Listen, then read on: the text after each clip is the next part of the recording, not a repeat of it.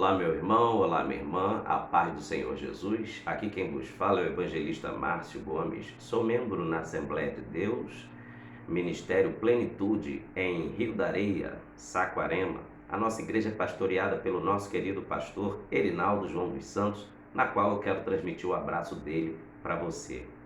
Deixa eu te fazer um pedido. Se você ainda não é inscrito no nosso canal, inscreva-se no nosso canal. Vá lá no YouTube e digita desta forma: Estudos Bíblicos Ministério Plenitude. Lá você vai encontrar várias mensagens para que você a cada manhã possa desfrutar de uma porção da palavra de Deus na tua vida, tá bom? Estudos Bíblicos Ministério Plenitude. Se inscreva lá, será um prazer ter você participando do nosso canal.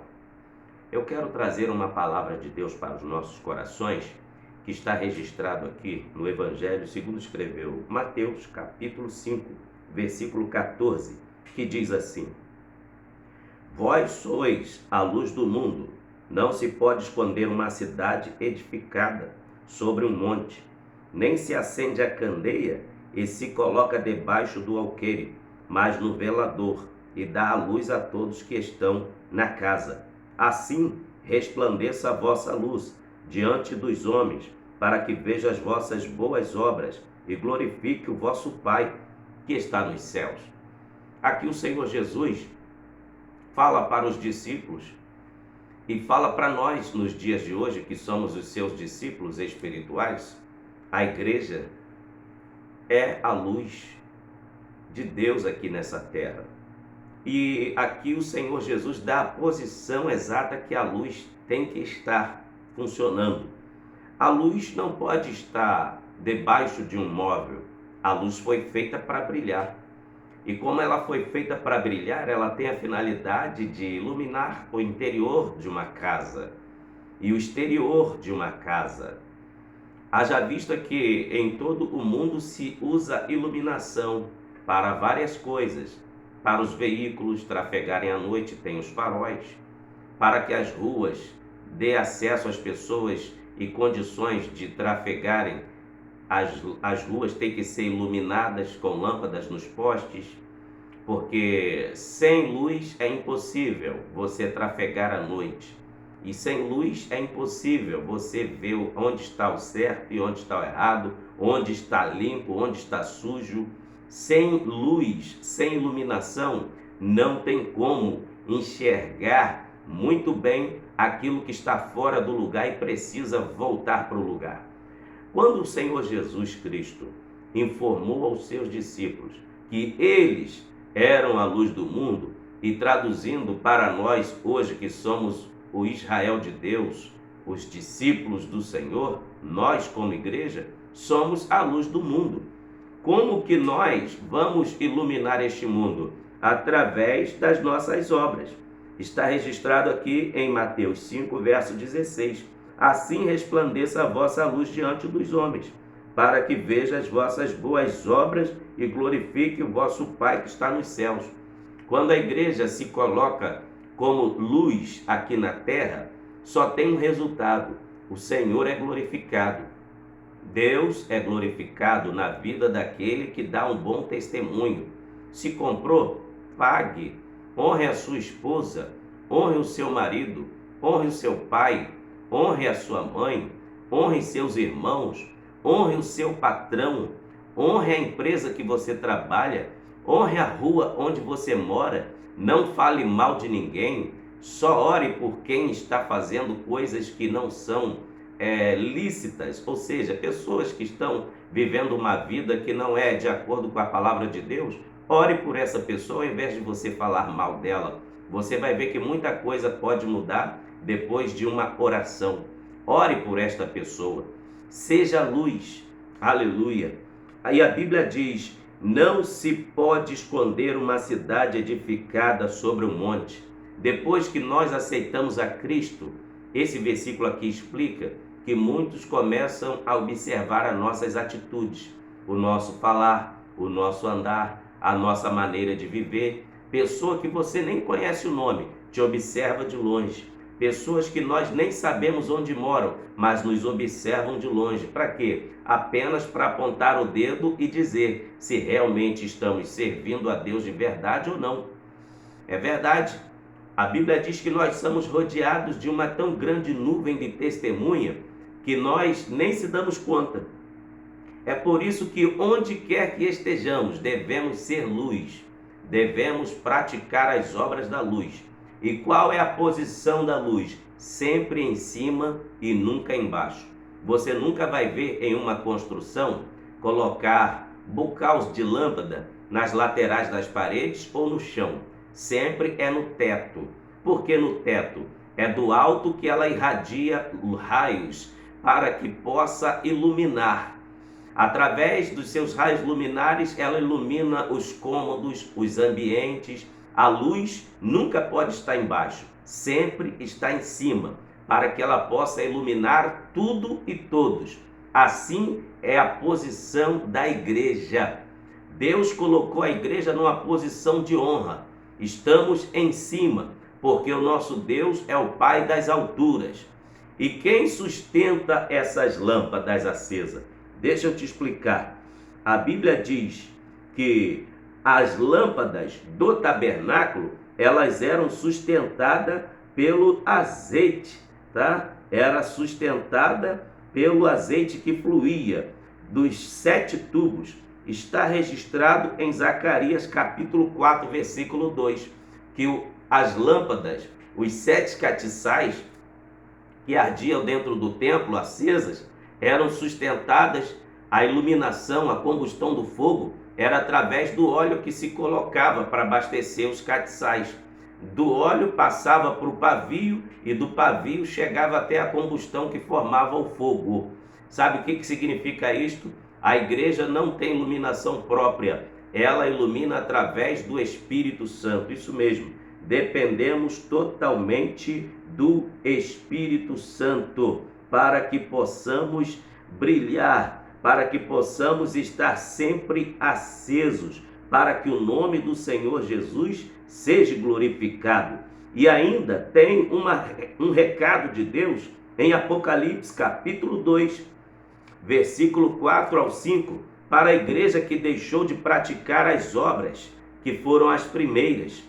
Apocalipse capítulo de número 2, versículo 4 e 5. O Senhor Jesus vai dizer assim para a igreja de Esmirna, para a igreja de Éfeso, Tenho, porém, contra ti que deixaste a tua primeira caridade, ou o teu primeiro amor.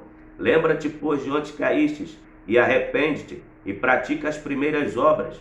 Quando não, brevemente a ti virei, e tirarei o seu lugar do seu catiçal, se não te arrependeres. Preste atenção, o Senhor dá uma advertência aqui à igreja de Éfeso, porque nessa igreja tinha tudo. Tinha pastor, tinha departamentos, tinha teólogos, era uma igreja com uma estrutura fenomenal, mas com o passar dos anos, o amor dessa igreja se esfriou. Deixar o primeiro amor. O que significa o primeiro amor? É aquele calor que arde dentro do peito, dentro do coração, quando está dando os primeiros passos na presença do Senhor Jesus. O que significa o primeiro amor? É aquela sede, aquela vontade incessante de buscar a presença de Deus, de ter a presença de Deus, de amar a presença de Deus, através da oração, através da leitura bíblica, através de estar nos cultos.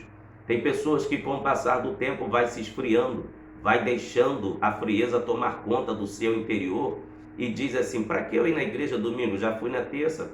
Ou para que terça? Eu já fui no domingo. E o tempo vai passando, mas também a hora do culto, que é importante. O culto às vezes na sua igreja começa às 19h30, você faz questão de chegar sempre às 20 horas, sempre chega atrasado. Mas o interessante é que no seu trabalho secular, se você atrasar 5 minutos, te causa problema.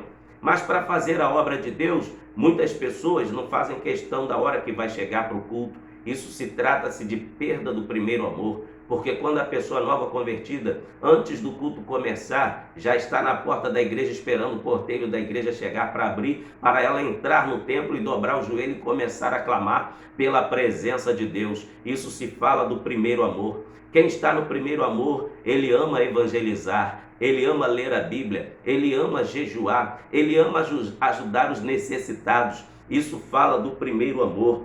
Olha só as obras da igreja que perdeu o primeiro amor. Está registrado no capítulo 2, verso 2, a igreja de Éfeso. Jesus diz assim: eu sei as tuas obras, e o seu trabalho, e a tua paciência, que não pode sofrer os maus, e puseste à prova os que se dizem apóstolos e não são, e tu os achastes mentirosos. A igreja de Éfeso tinha um grande número de pessoas entendidas da Bíblia, ao ponto de serem peritos no assunto, de saber quem era o verdadeiro apóstolo e quem era falso apóstolo. Aqueles que se auto-intitulavam pastores, mas não tinham a credencial divina, eles reconheciam. Não adianta ter apenas a credencial no papel, tem que ter na essência, tem que ser um pastor na essência. Um pastor que é pastor na essência, ele tem amor por almas, ele cuida de almas, ele protege as almas, ele é provedor das almas através da palavra de Deus. E quando aparecia algum mercenário, aqueles membros que conheciam a teologia, sabia que aqueles não eram verdadeiros pastores. Olha só, a igreja também em Éfeso exercia a paciência. Preste atenção, eles exerciam a paciência, eles exerciam a teologia, mas não tinham amor. Tinha tudo, mas não tinha o amor. E o Senhor Jesus diz: olha, arrepende-te, volte ao primeiro amor, porque senão a sua luz será retirada. Ou seja, o Espírito Santo vai sair de dentro da igreja. Preste atenção, eu encerro esta palavra dizendo: não adianta congregar numa igreja monumental, de granito, ar-condicionado. Não sou contra. A igreja onde eu congrego tem granito, tem ar-condicionado, mas não se trata de estética. O que eu quero dizer é que a igreja pode ter todo conforto, mas o principal, aleluia, elemento da igreja, o principal elemento que nunca poderá faltar na igreja é o amor.